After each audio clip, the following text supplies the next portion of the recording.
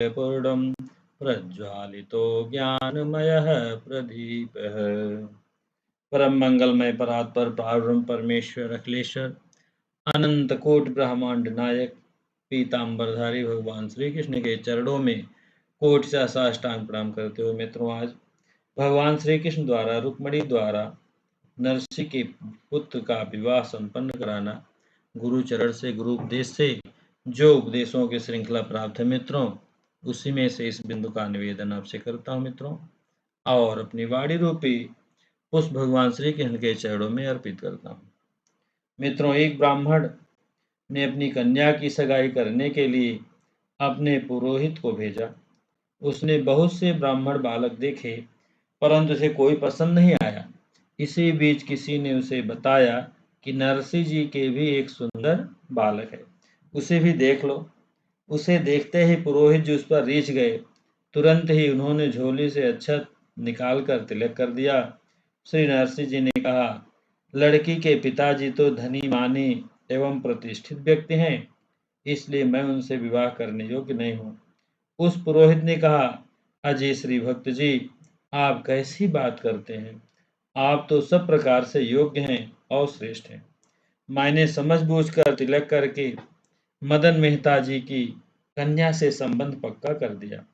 परंतु जब ब्राह्मण ने अपने यजमान से यह बात बताई तो सुनते ही उसने माथा ठोकर कहा, अरे वह तो तालकूटा निर्धन ब्राह्मण है। तुमने मेरी पुत्री को कुएं में डुबा दिया। शीघ्र जाओ और तिलक को लौटा लाओ। मुझे उस लड़के के साथ अपनी कन्या का विवाह नहीं करना है। यह सुनकर पुरोहित को महान कष्ट हुआ।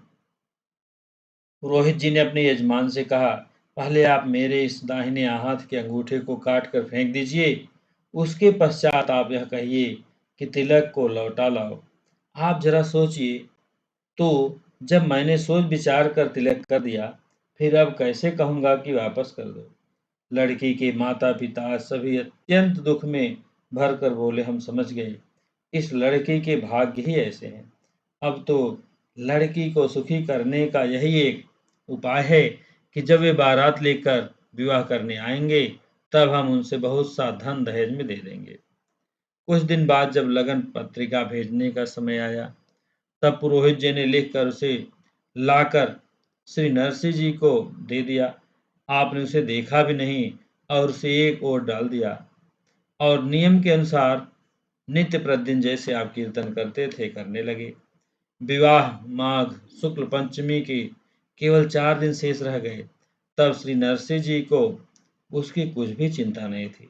तब भगवान श्री कृष्ण जी श्री रुक्मिणी जी के समेत पधारे। प्रेम से विभोर होकर आप दौड़कर भगवान से मिले और श्री चरणों में प्रणाम किया। श्री रुक्मिणी जी के समेत भगवान श्री कृष्ण के आते ही विवाह उत्सव की चहल पहल प्रारंभ हो गई। जहां तहां विविध प्रकार के व्यंजन बनने लगे, मंगल गान होने लगे, घोड़ी पर बर को चढ़ाकर नगर में भ्रमण कराया गया।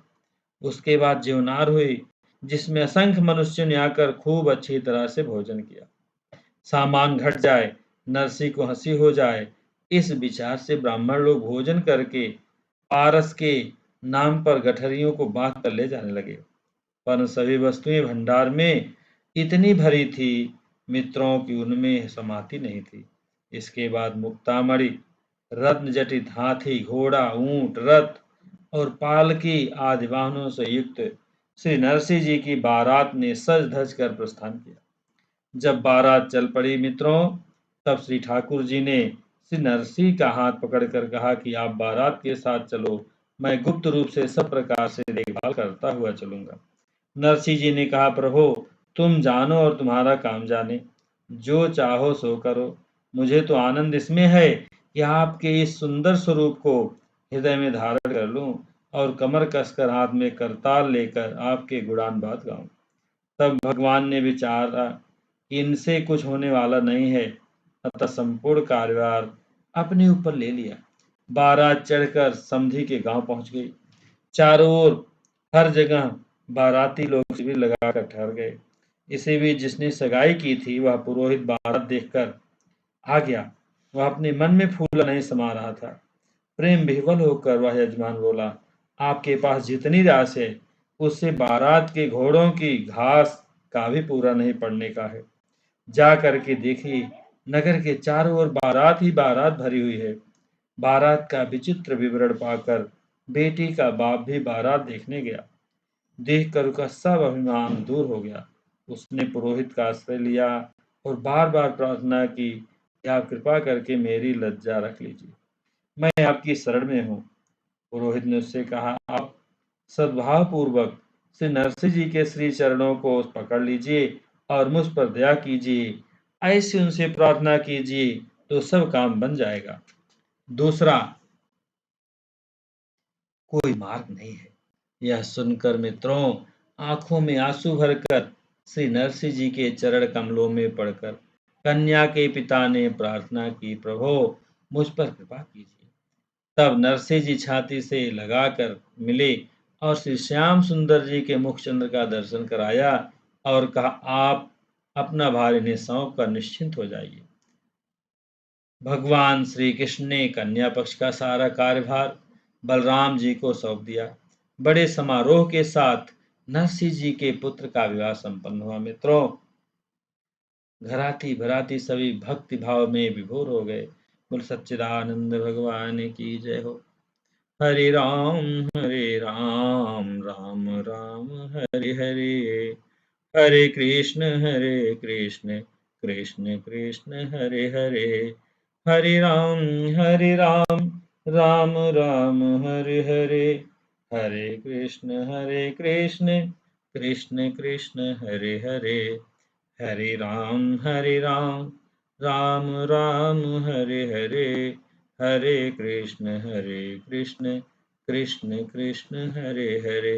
बोले सच्चिदानंद भगवान की जय। मित्रों, अभी तक आपने हमारे चैनल को सब्सक्राइब नहीं किया, सब्सक्राइब कर लें, जिससे नित्य नूतन वीडियो जो मैं अपलोड करता हूं मित्रों, उसका नोटिफिकेशन आपको मिलता रहे। मित्रों, सनातन धर्म का प्रचार प्रसार हो, गीता का प्रचार प्रसार हो, यही दास की प्रार्थना है। मित्रों, पुनः मिलते हैं मित्रों अगले वीडियो में।